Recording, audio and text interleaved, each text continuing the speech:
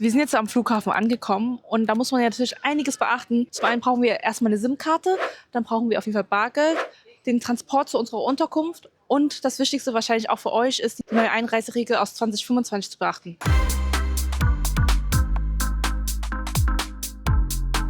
Zuerst zum wichtigsten Update für alle, die bald nach Thailand einreisen möchten.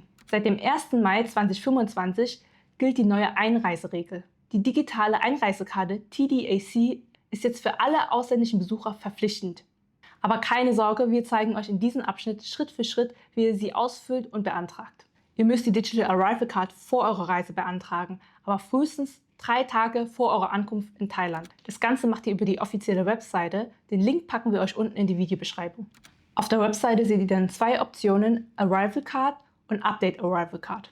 Da ihr die Karte neu erstellt, klickt ihr auf Arrival Card. Im ersten Schritt gebt ihr dann eure persönlichen Daten an, wie vollständiger Name, Reisepassnummer, Staatsangehörigkeit und weitere Basisdaten. Wenn alles korrekt ist, klickt ihr dann einfach auf Continue, um weiter zu gelangen.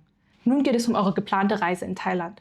Zuerst wählt ihr euer Ankunftsdatum aus. Wichtig hierbei ist, ihr könnt nur ein Datum innerhalb der nächsten 72 Stunden buchen. Wenn heute also der 4. ist, könnt ihr nur bis zum 7. buchen. Ist euer Datum noch nicht wählbar, ist es einfach zu früh für die Beantragung. Dann wählt ihr einfach das Herkunftsland aus, also woher reist ihr an, den Reisezweck, für die meisten ist es Holiday, also Urlaub, die Reiseart, wenn ihr mit einer Airline fliegt, wählt ihr einfach Commercial Flight und die Flugnummer natürlich auch unbedingt angeben. Das Feld für Rück- und Weiterreise ist zwar optional, wir aber empfehlen, nehmt zum Beispiel euer Rückflugticket oder eine Weiterreisebestätigung mit, denn die Immigration kann einen Nachweis verlangen, besonders bei visumfreier Einreise. Im nächsten Schritt tragt ihr dann einfach eure Unterkunft in Thailand ein. Tragt hier einfach eure erste Unterkunft ein, in der ihr auch übernachtet. Das reicht völlig aus, auch wenn ihr später noch weiterreist. Die nächste Seite wäre dann die Gesundheitserklärung. Wenn ihr aus einem nicht risikobehafteten Land wie zum Beispiel Deutschland kommt, klickt ihr einfach auf Continue. Prüft am Ende nochmal alle Angaben sorgfältig. Dann gebt ihr eure E-Mail-Adresse ein.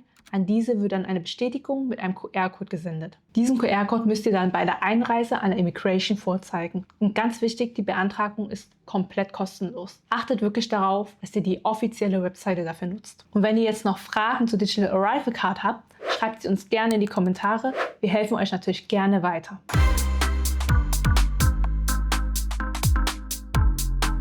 Viele wollen bei Ankunft ja auch direkt erreichbar sein. Deswegen ist die Beschaffung einer SIM auch essentiell. Es gibt mehrere Möglichkeiten, an eine SIM ranzukommen. Die erste Variation wäre, eine physische SIM zu kaufen. Das ist wohl die einfachste, aber auch die teuerste. Viele empfehlen den Anbieter AHS. Hier gibt es Pakete von zum Beispiel 15 Tage oder auch 30 Tage. 15 Tage kosten ungefähr 800 Baht.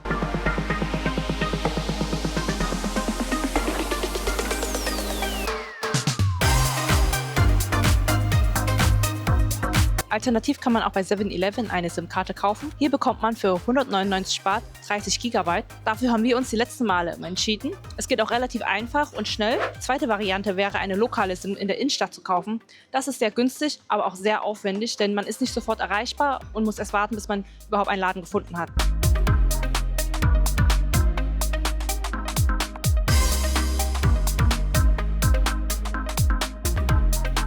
Und die dritte Variation wäre es, dass man sich eine eSIM kauft. Hier bekommt man für unter 10 Euro schon 10 GB. Diese Methode hat den Vorteil, dass man alles schon in Deutschland vorher kaufen kann, vorbereiten, installieren kann und wenn man hier ankommt, direkt Internet hat.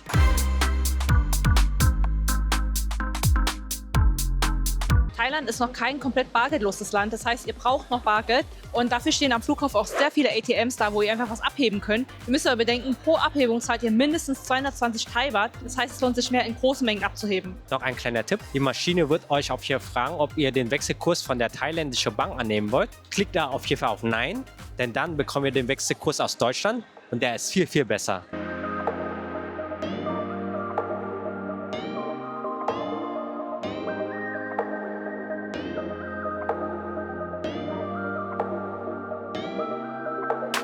Natürlich könnt ihr auch Bargeld wechseln, wenn ihr welches dabei habt. Hier gibt es zahlreiche Wechselstuben, ihr solltet die aber unbedingt vergleichen. Hier ist der Kurs zum Beispiel 34,15. Ich zeige euch mal, wo wir immer wechseln, denn da ist der Kurs viel, viel besser.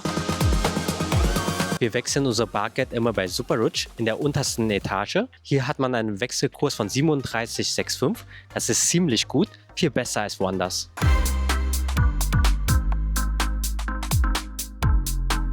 Um zu eurer Unterkunft zu gelangen, gibt es auch wieder mehrere Variationen. Die erste Variation wäre mit dem Taxi.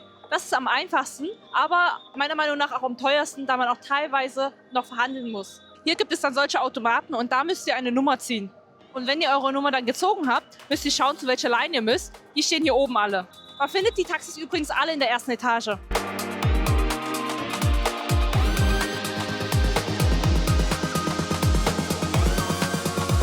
Die zweite Variation wäre, mit dem Grab zu fahren. Das ist genauso einfach wie mit dem Taxi, aber wesentlich günstiger. Dafür müsst ihr auch in die erste Etage runtergehen, Ausgang 4 nehmen und einmal bei den Taxis komplett vorbeilaufen und dann seht ihr direkt ein Grabschild.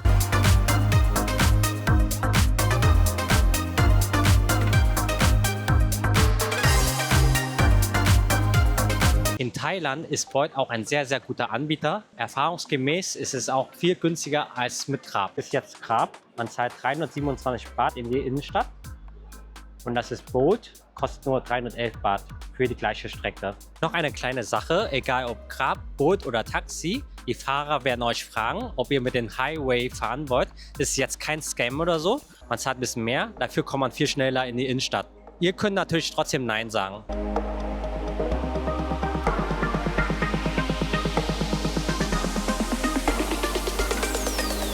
Falls ihr nach Hua Hin oder Pattaya weiterfahren wollt, in der ersten Etage gibt es hier auch Shuttlebusse. Eine Fahrt kostet gerade mal 122 Baht, also ist schon ziemlich günstig.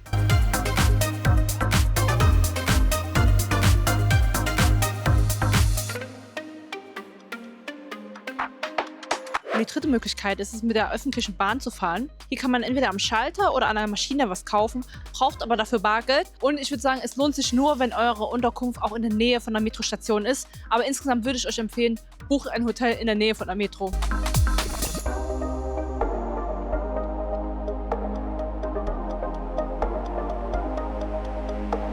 Laut Google muss man über 1 Stunde fahren, lasst euch aber davon nicht beirren. Man fährt wirklich nur 27 Minuten. Ich glaube, auf Google steht das nur so, weil da noch ein Hinweg zur Haltestelle dasteht. Aber eigentlich fährt man auch nur mit der Rolltreppe bis ganz nach unten und ist schon direkt bei der Haltestelle für die Bahnen.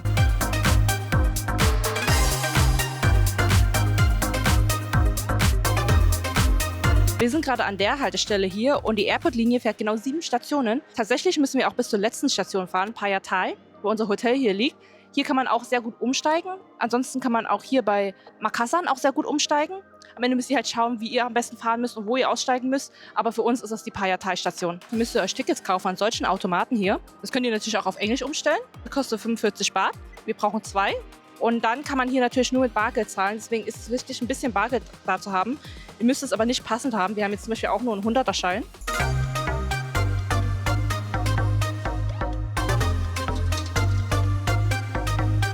Und dann bekommt man das Ticket in so einer Coin-Form zurück und natürlich auch das Rückgeld. Man hält den Chip einfach nur an den Automaten ran, dann gehen die Türen auch schon auf. Ihr müsst den aber unbedingt behalten, weil ihr den dann noch braucht, um rauszukommen.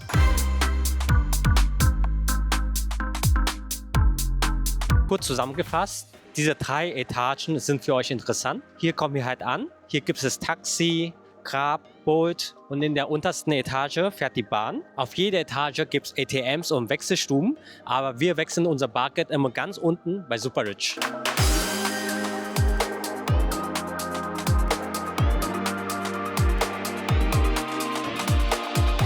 Wir fahren jetzt erstmal ins Hotel und ruhen uns ein bisschen aus. Wenn das Video hilfreich für euch war, würden wir uns sehr über ein Like und ein Abo freuen. Und dann sehen wir uns beim nächsten Mal wieder.